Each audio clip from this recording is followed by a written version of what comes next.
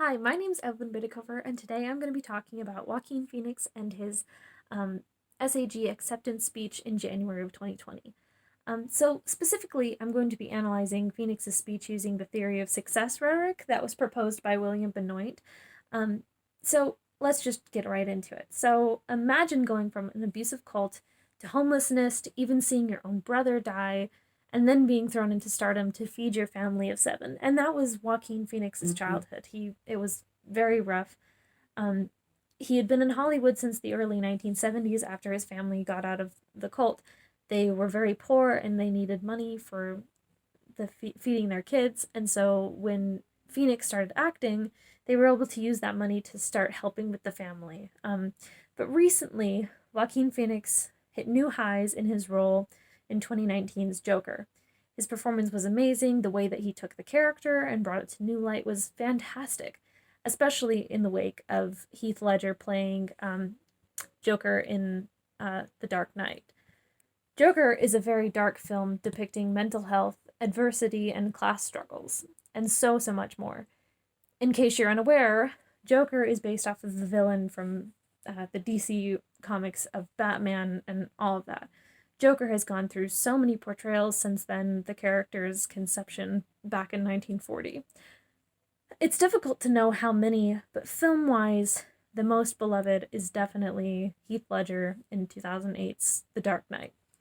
Before this film was even released, it was causing controversy. Well, I mean, Joker. With some raising concerns over the depictions of violence, potentially allowing for another Aurora, Colorado movie shooting, which actually happened at a showing of The Dark Knight. Personally, I love superhero movies. I've grown up watching them since I can, for my whole life. You can see Spider-Man back there. So when I left the movie theater after watching Joker, I was a little bit conflicted. So I wanted to know a little bit more about Joaquin Phoenix and was interested in seeing his own, personal take on this. For my analysis, I chose to do this speech from the 2020 Screen Actors Guild Awards, where Phoenix accepts the award for Outstanding Performance of a Male Actor in a Leading Role for his performance in Joker.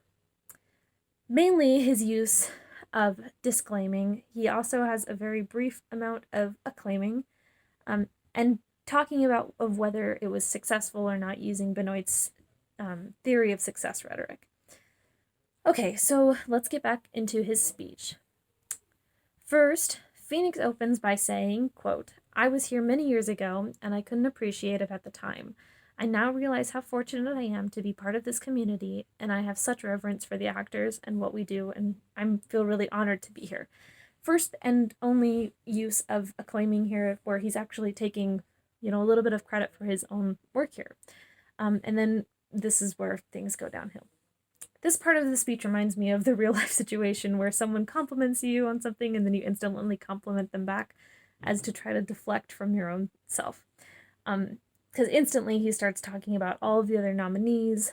And then according to Benoit, when Phoenix does this, what Phoenix does next is qualified as disclaiming or complimenting others.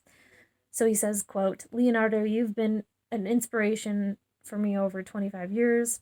Thank you so much." Then he also goes on to say to Christian Bale, "Christian, you commit to your roles in ways that I can only dream of." Then he goes to talk to Adam Driver. "Adam, I've been watching you for the last few years, and you've just been turning in these beautiful, nuanced, incredible performances, and I'm just so moved by you." Specifically here, he is using he's guilty of, the surprise at his unexpected success over Adam Driver, which is, another part of that. He also goes on to compliment another actor. But what I find most unsuccessful about this approach is that by this point, he is 2 minutes and 34 minutes into his speech. And he is leaving himself only 10 more minutes to credit Heath Ledger. And then here's what he says about that. "I'm standing here on the shoulders of my favorite actor, Heath Ledger. Thank you so much. Good night." This, according to Benoit, is a type of disclaiming known as detraction. I think he's unintentionally undermining his own success here, saying that it's all on the back of Heath Ledger when, in fact, he doesn't know if that's true or not. Even though Heath Ledger's Joker was amazing, maybe his would have been fine too. And, there's just so much about him that he could have talked about, though. Phoenix had a real second to shine here, and I would have loved to have seen him mention his own mental health struggles, or tip a hat to his challenging upbringing, or bringing up some of the controversy of his role, or addressing some of those things. Yet he used so much of his speech to highlight willy-nilly random actors that were also against him on this role. Overall, I think this was a perfect case of not being prepared. He winged the whole thing, and it shows. So using the theory of success rhetoric, I would have to say that this speech was unsuccessful due to his waste of time and his unpreparedness. Thank you.